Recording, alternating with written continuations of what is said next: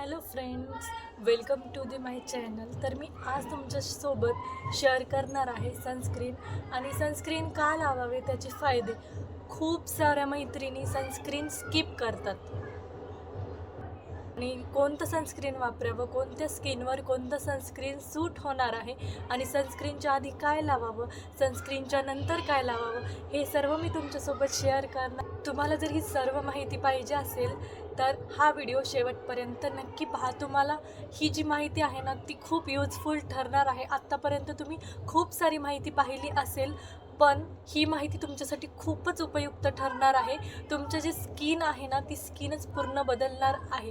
कारण सनस्क्रीन जे असतं ना ते आपल्या स्किनसाठी खूप आणि खूप युजफुल असतं. कारण सनचं जे सनमुळे झालेलं टॅनिंग, त्यानंतर सनचे जे UV रेज असतात, UV रेज म्हणजे अल्ट्राव्हायोलेट रेज. जे अल्ट्राव्हायोलेट रेज असतात ना ते डायरेक्टली आपल्या स्किनवर म्हणजे आपल्या स्किनवर अटॅक करतात आणि त्यानंतर असा ॲक्ने वगैरे प्रॉब्लेम येऊ शकतो.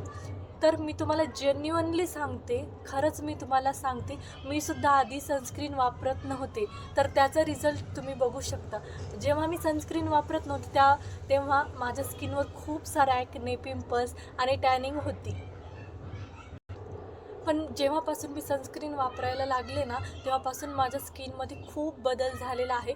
तर तुम्ही बघू शकता एवढे पिंपल्स महत्त्वाचे आहे ही तर स्किप करायचीच नाही आहे. कारण रोज अंघोळ झाल्यानंतर तुमचं जे फेवराईट मॉइश्चरायझर आहे ना ते छान असं मस्तपैकी असं लावायचं.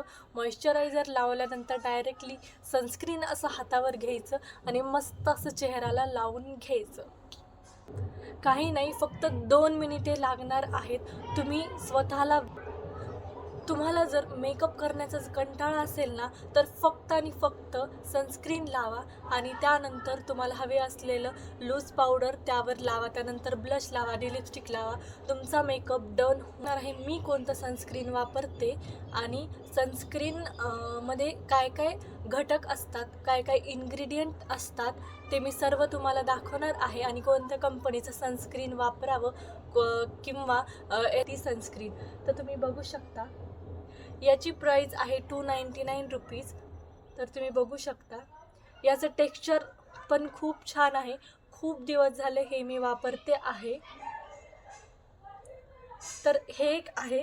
आणि दुसरं म्हणजे जेव्हा मी मेकअप करते त्याच्या आधी मी हे सनस्क्रीन वापरते. तर तुम्ही बघू शकता हे लॅक्मे 925चं सन एक्सपर्ट टिंट हिंट. तर याचं टेक्स्चर थोडंसं वेगळं आहे. आपलं फाउंडेशन जे असतं ना त्याचा कलर असा आहे, म्हणजेच फाउंडेशनसारखा त्याचा कलर आहे.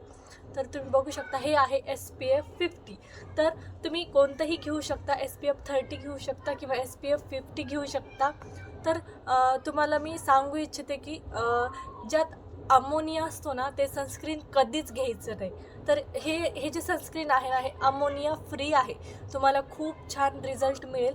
किंवा बाजारात मार्केटमध्ये खूप सारे प्रोडक्ट असतात, खूप सारे सनस्क्रीन असतात जे तुम्हाला म्हणजे सुटेबल होतात, ते तुम्ही घेऊ शकता. पण सांगण्याचा हेतू एवढाच की तुम्ही दररोजच्या लाईफमध्ये सनस्क्रीन स्किप करू नका. कारण तुमच्या चेहऱ्यावरती टॅनिंग होऊ शकते, पिंपल्स होऊ शकतात, ॲक्ने होऊ शकतात. तुमची स्किन जी आहे ती ग्लो करत नाही.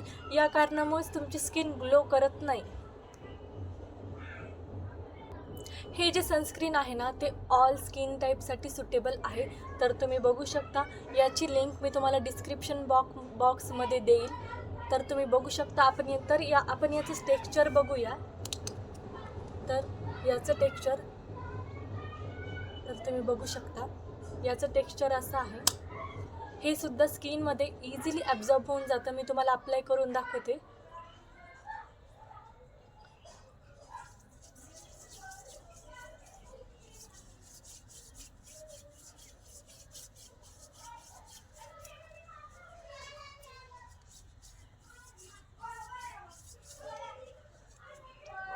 तर तुम्ही बघू शकता हे सुद्धा स्किनमध्ये इझिली ॲब्झॉर्ब झालेलं आहे.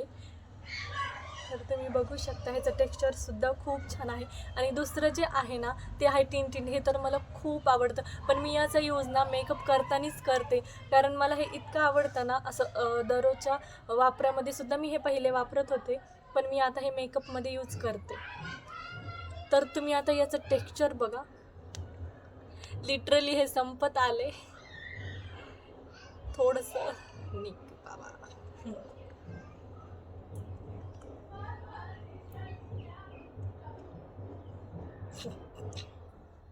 एनिवे, तर तुम्ही ह्याचं टेक्स्चर बघू शकता, खूप छान आहे. फाउंडेशन असतं ना तसं. तर हे जे आहे ना, मी हे तुम्हाला फेसवर लावून दाखवते. आपली जी स्किन टोन आहे ना त्यात हे मिक्स होतं. तुमची स्किन टोन डार्क असेल किंवा तुमची स्किन टोन फेअर असेल तर कोणत्याही स्किन टोनमध्ये हे ॲब्झॉर्ब होऊन जातं. तर मी तुम्हाला लावून दाखवते.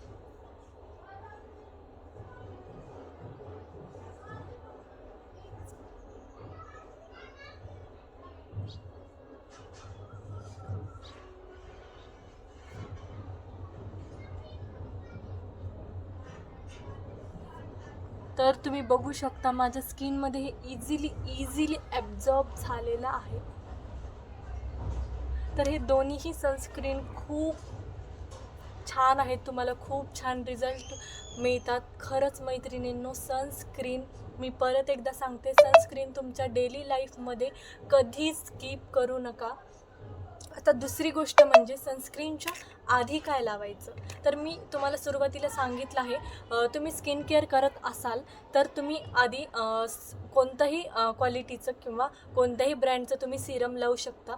सुरुवातीला सिरम लावायचं, त्यानंतर मॉइश्चरायझर लावायचं आणि त्यानंतर तुम्ही कुठलं जो सनस्क्रीन वापरता ते लावायचं. सनस्क्रीन लावल्याच्या नंतर तुम्ही काहीही नाही लावला आणि तसंच गेलात तरी चालेल.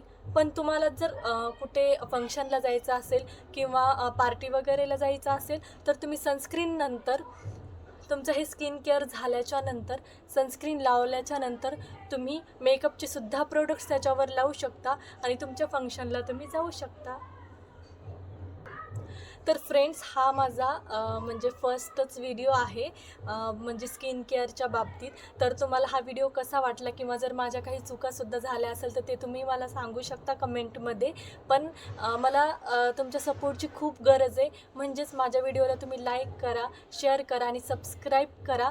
तुम्हाला अशीच नवनवीन व्हिडिओ मिळत राहतील किंवा मी माझ्या नवनवीन आयडिया शेअर करेन. मी माझ्या डेली लाईफमध्ये काय वापरते, काय स्किन केअर करते, परत health tips, beauty tips, skin care tips तुम्हाला सर्व मी देत जाईल.